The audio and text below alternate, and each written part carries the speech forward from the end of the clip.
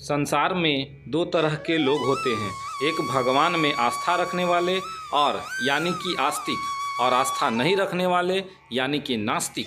ये कहानी आस्था रखने वाले लोगों को ज़्यादा पसंद आएगी।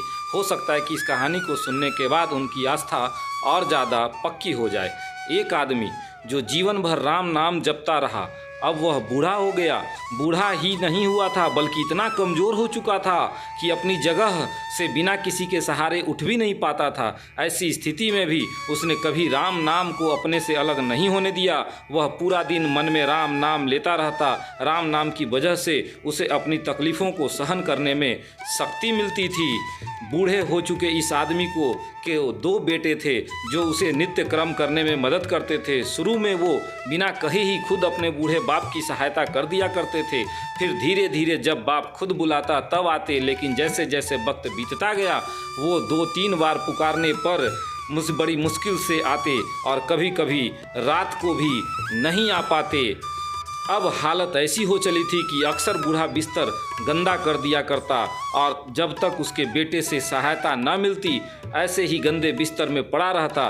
बुढ़ापा बढ़ता जा रहा था, उसकी नज़रों कमज़ोर हो चुकी थी। इतनी बदहाली में भी उस आदमी ने राम का नाम का साथ नहीं छोड़ा। एक बार बूढ़े को नित्य कर्म करना था। उसने आवाज़ लगाई और अगले ही पल में किसी ने उसके हाथ बड़ी कोमलता से पकड़ा और उसे नित्य कर्म करवाकर उसे बिस्तर पर लिटा दिया। अब रोज़ाना होने लगा। जब भी बूढ़ा आवाज़ देता अगले ही पल उसकी मदद करने के लिए कोई आता और उसके सारे काम कर वहाँ से चला जाता। नज़र कमज़ोर हो चुकी थी, देखकर बूढ़ा उसे पहचान नहीं पाता था, लेकिन बूढ़ा जानता था कि यह उसके बेटे नहीं हो सकते। वह स्पर्श भी उनके बेटों का नहीं था। एक दिन जब बूढ़ा आदमी ने अपने नित्य क्रिया करने के लिए अपने बेटों से मदद मांगी तब अगले ही पल उसे फिर से वही मुलायम वाला स्पर्श महसूस हुआ। सारा काम खत्म करने के बाद बूढ़ा आदमी ने उस व्यक्ति का हाथ पकड़ लिया और उससे पूछा, सच सच बताओ, आखिर तुम हो कौन? तुम मेरे बेटे नहीं हो सकते। बूढ़े के सवाल के साथ उसके कमरे में बहुत तेज रोशनी हुई और प्रभु ने अपने दिव्य अवतार में वहाँ पर दर्शन दिए। किसी भी वस्तु को बड़ी मुश्किल से देख पाता था वही बूढ़ा भगवान के दिव्य रूप को स्पष्ट रूप से देखने में सामर्थ्य हो गया।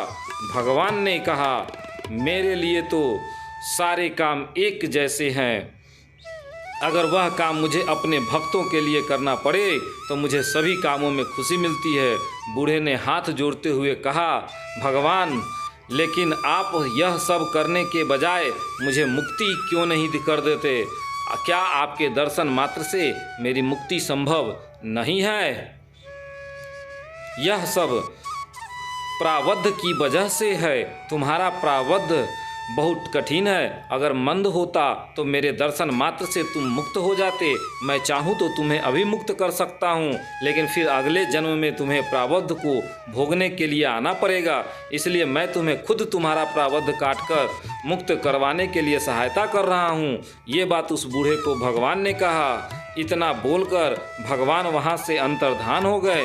कुछ महीने और काफ़ी तकलीफ भोगने के बाद आखिरकार उस बूढ़े आदमी को संसार से मुक्ति मिली। अगर आपको ये कहानी पसंद आई तो शेयर ज़रूर करें।